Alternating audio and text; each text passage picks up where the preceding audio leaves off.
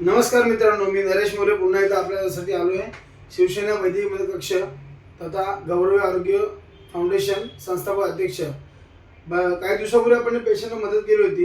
थोडक्यात पेशंट त्यांचे अनुभव सांगतील, आपण त्यांना कशा प्रकारे मदत केली. त्यांचं बायपास ऑपरेशन होतं, संपूर्णपणे सिद्धिविनायक हॉस्पिटलमध्ये मोफत करून दिले. हे तुम्ही सांगा तुमचे अनुभव काय. नमस्कार, माझे नाव पूजा कांबळे. मी पंढरपूरमधून आहे.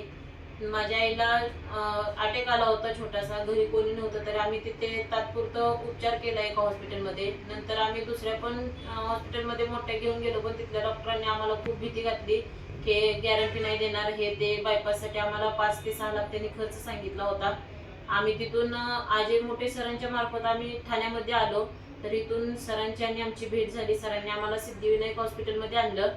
तिथे आमची चांगल्या प्रकारे ट्रीटमेंट झाली. 3 ते 4 दिवस आईची ट्रीटमेंट झाली.